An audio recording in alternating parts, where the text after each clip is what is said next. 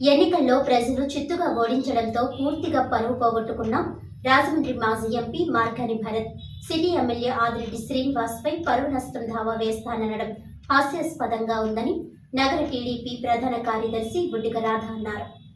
Rajahmundry press క్లబ్లో గురువారం ఆయన మీడియాతో మాట్లాడుతూ గౌతమి సూపర్ బజార్ స్థలాన్ని లీజుకు ఇచ్చిన విషయంలో భరత్ అవినీతికి పాల్పడి అక్రమంగా లీజుకు ఇచ్చారని ఎమ్మెల్యే ఆదిరెడ్డి శ్రీనివాస్ బయటపెట్టారని మంత్రి అచ్చెన్నాయుడికి కూడా ఫిర్యాదు చేయడం జరిగిందన్నారు.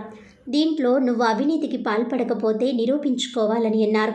కనీసం మీడియా ముందుకు కూడా రావడానికి భయపడుతూ ఎమ్మెల్యేపై పరువు నష్టం దావా వేస్తానని మొక్కుబడిగా ఒక పత్రిక ప్రకటన చేశావని భరత్ను ఉద్దేశించి బుడ్డిగ రాధ అన్నారు. పైగా ఆదిరెడ్డి వాసును ఈవీఎం ఎమ్మెల్యే అని వ్యాఖ్యానించడం సరైన విధానం కాదన్నారు. 2019 ఎన్నికల్లో నువ్వు ఎంపీగా గెలిచినప్పుడు కూడా రాజమండ్రి సిటీ నియోజకవర్గంలో అతనికి ఓట్లు తక్కువ వచ్చాయని గుర్తు చేశారు. అప్పుడు ఇవే ఈవీఎంలు అతని నాయకుడు జగన్ను గెలిపించాయి కదా.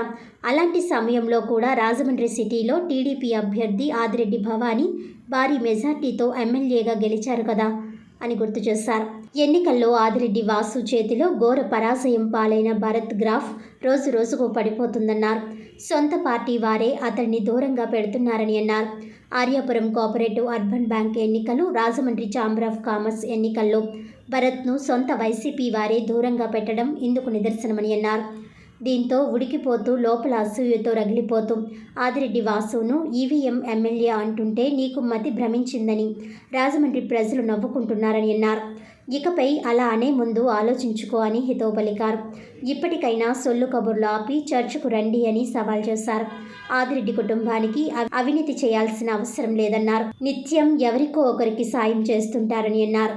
అతని సొంత సామాజిక వర్గానికి చెందిన నటుడు రేలంగి వెంకట్రామయ్య విగ్రహం గోదావరి గట్టున పెట్టకుండా ఎంపీగా ఉన్న సమయంలో భరత్ రామ్ అడ్డుపడ్డారని అన్నారు. విగ్రహం దిమ్మ పగులగొట్టించారని విగ్రహం కమిటీ వారే ఆవేదన చెందారు. సొంత కులానికే నువ్వు ఏం చేయలేదన్నారు. ఇక ప్రజలకు ఏం సాయం చేస్తావని ప్రశ్నించారు.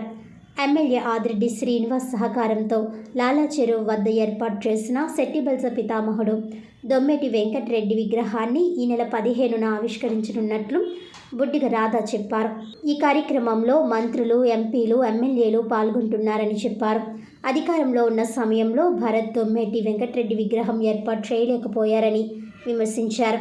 ఈ సందర్భంగా విగ్రహ ఆవిష్కరణ ఆహ్వాన పత్రాన్ని బుడ్డిగ రాధ, ఇతర నాయకులు విడుదల చేశారు. విలేకరుల సమావేశంలో టీడీపీ నాయకులు కడలి రామకృష్ణ, పిల్లి శ్యామ్, చెల్లుబోయిన సూర్యనారాయణమూర్తి, దాస్యం ప్రసాద్, కడియాల వీరభద్రరావు, సలాది ఆనంద్, కడియాల శ్యామ్, కడియాల శ్రీను, గుత్తుల సత్యనారాయణ, పాలిక సతీష్ తదితరులు పాల్గొన్నారు.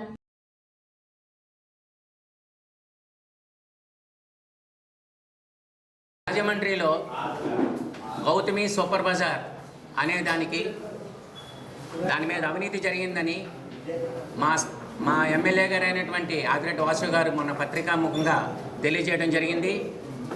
దానికి ఆయన పత్రికాముఖంగా వచ్చి సమాధానం చెప్పకుండా ఒక ప్రెస్ నోట్ పంపించారు వాళ్ళ నాయకుల్లాగా.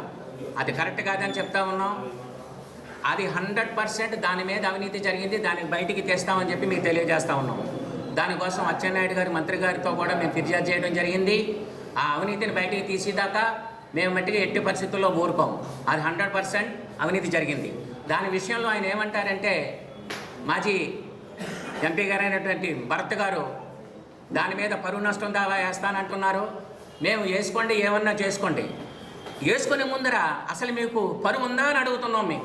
మీకే కనుక పరువు ఉంటే మొన్న ఎలక్షన్లో 73,000 ఓట్లు పైచిలకి ఎందుకు వస్తాయి మెజారిటీ వాసు గారికి? అప్పుడే మీ పరువు పోయింది. ఆయనకు వచ్చిన ఓట్లలో మీకు సగం ఓట్లు కూడా రానట్టుగా ఉంది పరిస్థితి.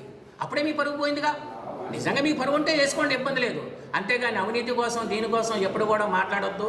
ఆదిరెడ్డి ఫ్యామిలీ కోసం వాళ్ళు చేస్తున్న కార్యక్రమాలు చూస్తామంటే ఈరోజు 6 నెలల పరిపాలనలో ఎంత స్పీడ్గా ముందుకు పోతా ఉన్నారండి వాసు గారు. క్రైమ్ రేట్ ఎంత బాగా తగ్గిపోయింది. ఈ గంజా బ్యాచ్లు ఎక్కడన్నా ఉన్నాయండి? అసలు చెప్పండి మీరు, గంజా బ్యాచ్ ఎక్కడన్నా ఉందా? ఎక్కడన్నా కానీ కొట్లాట్లు జరుగుతూ ఉన్నాయా? గొడవలు జరుగుతూ ఉన్నాయా? లేడీస్ అందరూ కూడా ఫ్రీగా బయటికి బ్రహ్మాండంగా తిరుగుతున్నారు. అసలు మొట్టవరకు బయటికి రాగలిగారా? ఇదంతా కూడా ఆదిరెడ్డి వాసు గారు చేస్తున్న పరిపాలన అని చెప్పేసి, అభివృద్ధి కోసం ఆయన చేస్తున్నదని చెప్పేసి తెలియజేస్తూ ఉన్నాం.